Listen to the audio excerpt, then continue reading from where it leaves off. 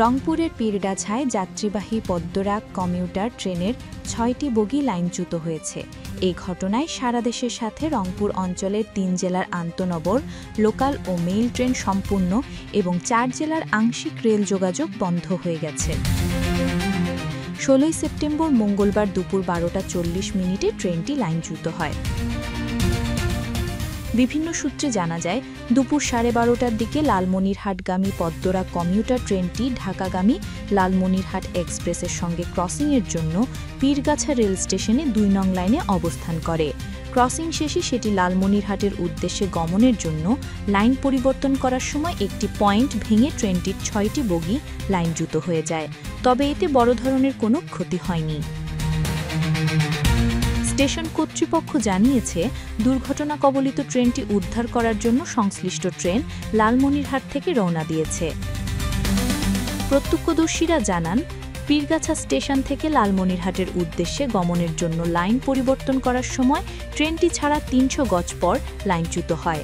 ঘটনার পর সেখানে উৎসুক জনতা ভিড় করছে। অনেক যাত্রী অভিযোগ করেছেন, তাদের মালামাল খোয়া গেছে। ট্রেনটিতে দুর্ঘটনার সময় ২০০০ যাত্রী ছিলেন। পদ্মরাগ ট্রেনের এক যাত্রী নূরবানু জানিয়েছেন, তিনি তার পাশের সিটে ব্যাগ রেখে বাথরুমে যান। তখনই দুর্ঘটনাটি ঘটে। পরে এসে দেখেন ওই যাত্রী আর নেই। দুর্ঘটনার বিষয়টি নিশ্চিত করে পীরগাছা রেলওয়ে স্টেশনের মাস্টার জেনারেল ইসলাম জানান, মঙ্গলবার দুপুর 12:30টায় সান্তাহার থেকে লালমনিরহাটগামী পদ্মরাগ মেইল ট্রেনটি পীরগাছা স্টেশনে পৌঁছায়। বিরতির পর যাত্রা শুরু করলে আউটার সিগন্যাল এলাকায় লাইন সেপারেটরের প্লেট ভেঙে যায়। এতে ইঞ্জিনের পেছনে তৃতীয় বগি থেকে 4টি বগি লাইনচ্যুত হয়ে যায়। এতে কোনো হতাহতের ঘটনা ঘটেনি। তিনি আরও জানান, ট্রেন লাইনচ্যুত হওয়ায় সারা দেশের সাথে আন্তনগর Rangpur express, Lalmoni express, Burimari express, Kurigram express, mail train Dolonchapa, Karatoya, Padmarag, Ramsagar, commuter ও 19 আপ-ডাউনের যোগাযোগ বন্ধ হয়ে গেছে। উদ্ধার কাজ শেষ না হওয়া পর্যন্ত এই রুটে এসব ট্রেন চলাচল করতে পারবে না।